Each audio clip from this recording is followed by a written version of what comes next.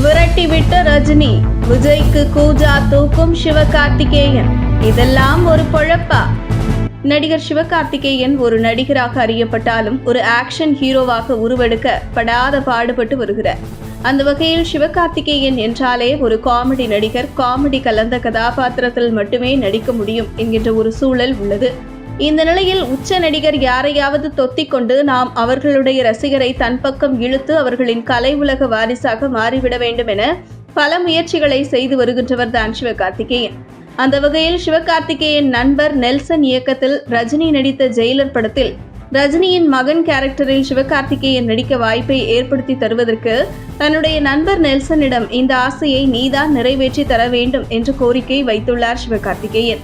இதனைத் தொடர்ந்து ரஜினிகாந்திடம் நெல்சன் சிவகார்த்திகேயனை இந்த படத்தில் உங்கள் மகனாக நடிக்கும் கதாபாத்திரத்தில் நடிக்க வைக்கலாம் என்று கேட்டபோது சற்றும் யோசிக்காமல் ரஜினிகாந்த் வேண்டாம் என்று மறுத்துவிட்டார். காரணம், ரஜினிக்கு வயதானாலும் கூட எந்த ஒரு முன்னணி நடிகரையும் தன் படத்தில் இடம்பெற வைத்ததில்லை.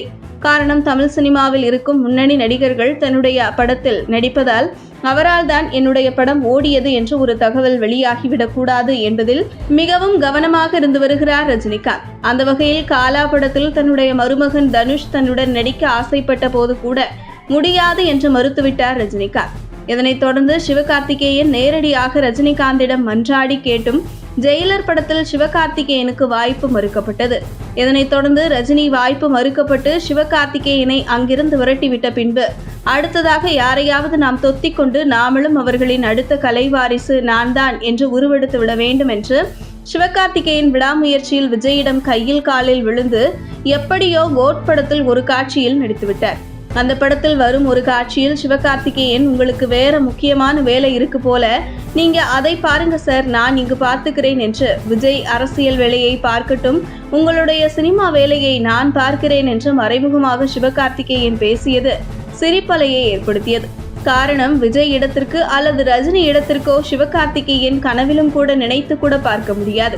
காரணம், விஜய் மற்றும் ரஜினி இவர்களின் சினிமா போராட்டம் என்பது மிகவும் கடுமையானது. அவர்கள் காதல் படம், குடும்ப சென்டிமெண்ட் படம், ஆக்ஷன் படம், காமெடி படம் என தங்களுடைய நடிப்பு திறமையை பல வகையில் நிரூபித்தவர்கள்.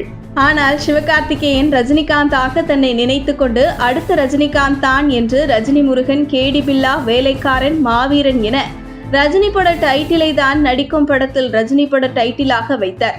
ஆனால் அவர் நடித்த படங்களில் காமெடி படங்கள் மட்டும்தான் வெற்றி பெற்றதே தவிர மற்ற ஆக்ஷன் படங்கள் அனைத்தும் படுதோல்வியை சந்தித்தது. அந்த வகையில் சிவகார்த்திகேயனை மக்கள் ஒரு காமெடியனாகத்தான் பார்க்கிறார்களே தவிர ஒரு ஆக்ஷன் ஹீரோவாக இன்னும் ஏற்றுக்கொள்ளவில்லை. அதேபோன்று தற்போது சிவகார்த்திகேயன் விஜய்க்கு கூஜா தூக்குவதால் விஜய் ரசிகர்களை கவர்ந்து விடலாம் என்று கனவு காண்கின்றார். ஆனால் அதை நிச்சயம் நடக்காது என்கின்றனர் சினிமா பார்வையாளர்கள். உங்கள் தின சேவல்.